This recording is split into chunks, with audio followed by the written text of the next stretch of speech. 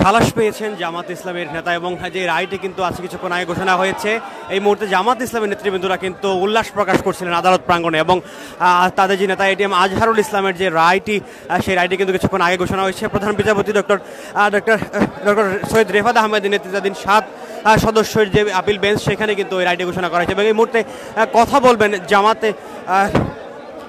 ইসলামের নেতা এটিএম আজহারুল ইসলামের আইনজীবী শিশির মনির।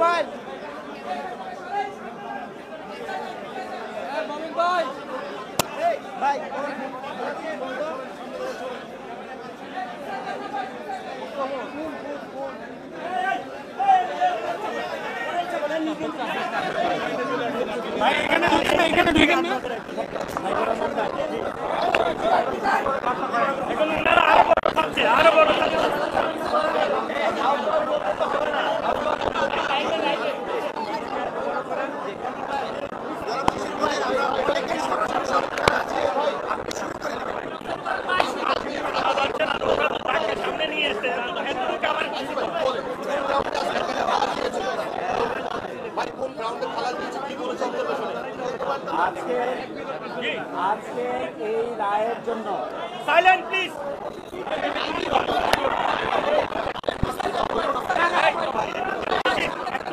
রেডি হোক, রেডি হোক।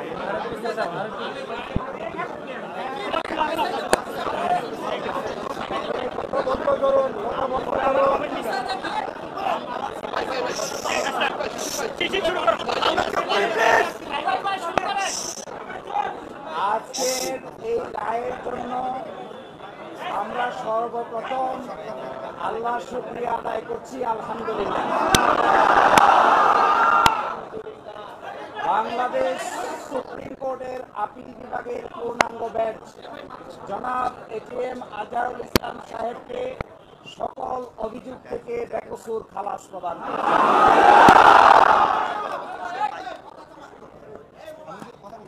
আজকে থেকে, এখন থেকে জামাত ইসলামের সাবেক ভারপ্রাপ্ত সেক্রেটারি জেনারেল জনাব ATM Azharul Islam is an innocent man.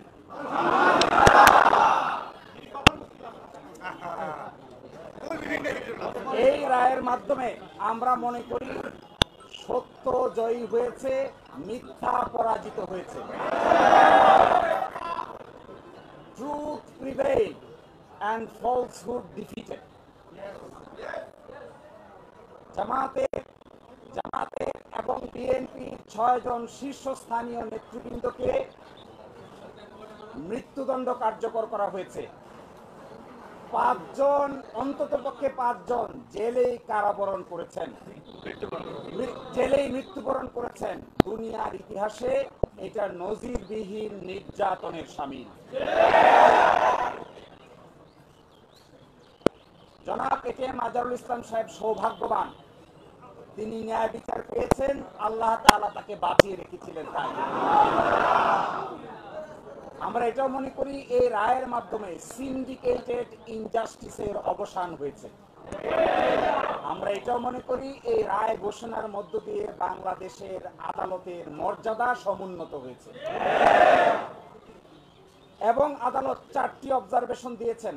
তার মধ্যে প্রথমটি বলেছেন, অতীতের রায়ে বাংলাদেশ সহ এই ভারতীয় সাবকন্টিনেন্টের ক্রিমিনাল বিচার ব্যবস্থার পদ্ধতি চেঞ্জ করে দেওয়া হয়েছিল, এটা ছিল সবচাইতে বড় ভুল। আরো বলেছেন, আদালতের সামনে উপস্থাপিত সাক্ষ্য প্রমাণ অ্যাসেসমেন্ট করা ছাড়াই জনাব এটিএম আজহারুল ইসলাম সাহেবকে ফাঁসি দেওয়া হয়েছিল। এবং আরেকটি ইম্পর্টেন্ট কথা বলেছেন যে পৃথিবীর ইতিহাসে এটি একটি ট্র্যাভেস্টি অফ ট্রুথ, অর্থাৎ বিচারের নামে অবিচার। আরো বলেছেন যে সমস্ত তথ্য প্রমাণ আদালতে হাজির করা হয়েছিল, অতীতের আপিল বিভাগ তা সঠিকভাবে বিবেচনা করতে ব্যর্থ হয়েছে। ফলশ্রুতিতে আজকে জনাব এটিএম আজহারুল ইসলাম সাহেবকে বেকসুর খালাস প্রদান করেছেন। বাংলাদেশের নয়, পৃথিবীর ইতিহাসে এটি একটি নজিরবিহীন ঘটনা হয়ে থাকবে। এরই মাধ্যমে আমরা মনে করি ন্যায় বিচার প্রতিষ্ঠিত হয়েছে, সত্য বিজয়ী হয়েছে, মিথ্যা পরাভূত হয়েছে।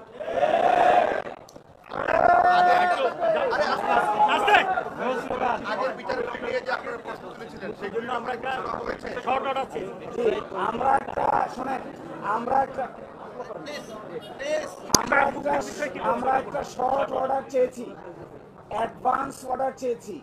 এই অ্যাডভান্স অর্ডারটার আদালত মঞ্জুর করেছেন। আদালত বলেছেন আমরা চেষ্টা করব আজকেই যেন আজকে এবং কালকের মধ্যে যেন এই শর্ট অর্ডারটা প্রসেস হয়ে জনাব এটিএম আজহারুল ইসলাম সাহেব মুক্তি পেতে পারেন। এই জন্য সকল আইনি ব্যবস্থা আমরা গ্রহণ করব। আর আরেকটা প্রেস কনফারেন্স আছে 11:30টায়। বাংলাদেশ জামাত ইসলামীর পক্ষ থেকে ডিপ্লোমা ইঞ্জিনিয়ার আসছে। এই প্রেস কনফারেন্সে আপনাদের সকলকেই স্বনির্বন্ধভাবে দাওয়াত দেওয়া হচ্ছে। আর এই রায়ের প্রাথমিক প্রতিক্রিয়া হিসেবে বাংলাদেশ জামাত ইসলামের নায়েবে আমির ডক্টর সৈয়দ আব্দুল্লাহ মোহাম্মদ তাহের আপনাদের সামনে আরো দুটি কথা বলবেন। একটু আইনি প্রশ্নগুলো শেষ করেন। বিসমিল্লাহির রহমানির রহিম। কুল জাল হাক্কা ওয়া জাহাকাল বাতিল ইন্নাল বাতিলা কানু জাহাকা। কোরআন বলেছে যে সত্যের বিজয় হবে, মিথ্যা দূরীভূত হবে এবং মিথ্যার পতন অবশ্যম্ভাবী। আজকে মহামান্য সুপ্রিম কোর্টের রায়ের মাধ্যমে এই সত্যই প্রমাণিত হয়েছে। অ্যাডভোকেট শিশির বলেছে সত্যের বিজয় হয়েছে, সত্যের বিজয় হয়েছে, সত্যের বিজয় হয়েছে। আজকে 11:30টায় ডিপ্লোমা ইঞ্জিনিয়ার ইনস্টিটিউটে সাংবাদিক সম্মেলন হবে। সেখানে আমাদের মহতরম আমির জামাত প্রেস কনফারেন্স অ্যাড্রেস করবেন। আমি সেই জন্য আর এখানে কথা বলতে চাই না। আমি কোর্টকে ধন্যবাদ জানাই এবং এই দেশবাসীদের প্রতি আমি ধন্যবাদ জানাই, কৃতজ্ঞতা জানাই। তাদের দীর্ঘ আন্দোলন সংগ্রামের একটি সুস্পষ্ট সুন্দর রেজাল্ট আজকে বেরিয়ে আসছে। আমি লয়ারদেরকে ধন্যবাদ জানাই যারা দিনরাত পরিশ্রম